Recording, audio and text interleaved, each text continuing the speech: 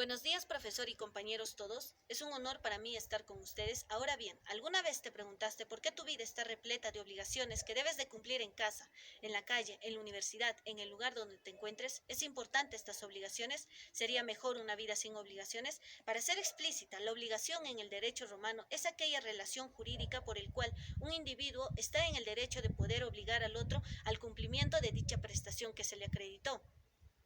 A continuación les detallaré la evolución histórica de las obligaciones y sus diferencias de las obligaciones civiles y naturales según el vínculo jurídico en el derecho romano. La evolución histórica de las obligaciones en el derecho romano comprenden de tres. Para comenzar, en la primera fase tiene características primitivas en torno al cumplimiento de la obligación.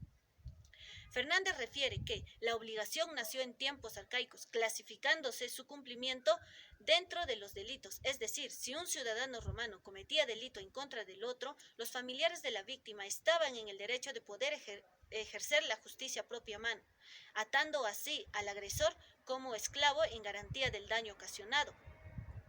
Luego, en la segunda fase, Arguello menciona de que la justicia a propia mano ya no tenía validez jurídica, porque el agresor se convertía en el deudor del lesionado, quien vendría a ser el acreedor. De esta forma, el cumplimiento de la obligación se daría con bienes patrimoniales mediante la composición legal que era el acuerdo entre ambas partes.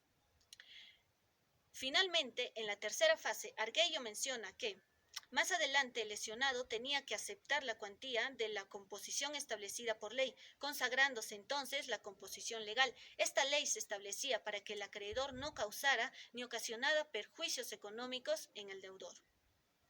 Las diferencias de las obligaciones civiles y naturales según el vínculo jurídico en el derecho romano constituye tres.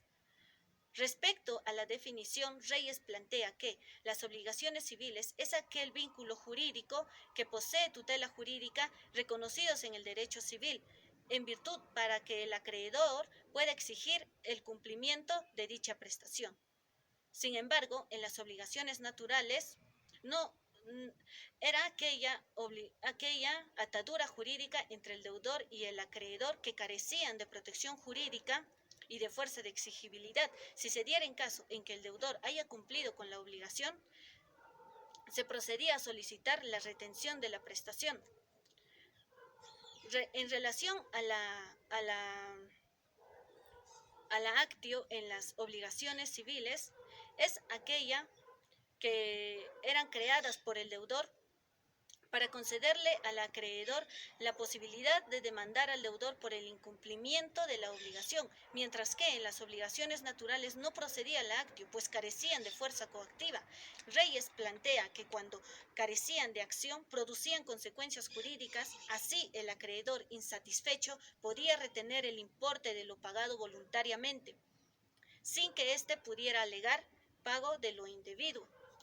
Finalmente, en cuanto a la regulación de las obligaciones naturales, la doctrina del derecho ha podido identificar el supuesto que se encuentra en el artículo 1756 en nuestro código y regula que el prestatario que ha pagado intereses sin estar estipulados no puede reclamarlos ni imputarlos al capital.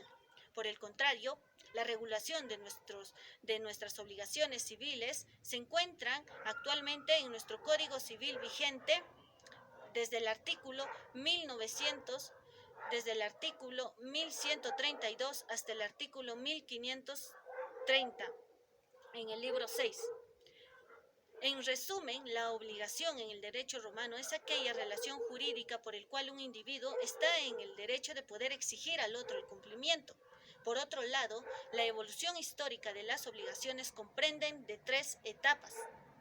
Finalmente, las diferencias de las obligaciones civiles y naturales según el vínculo jurídico en el derecho romano es la definición, la actio y la regulación en nuestro Código Civil vigente. Actualmente, en nuestra vida nos encontramos rodeados de obligaciones en las que nos hacen mejores personas en la toma de decisiones óptimas, y es por ello que me atrevo a mencionarles la frase de Machado de Assis: la vida está llena de obligaciones que se cumplen cuanto más voluntad se tenga de infringirlas atrevidamente. Gracias.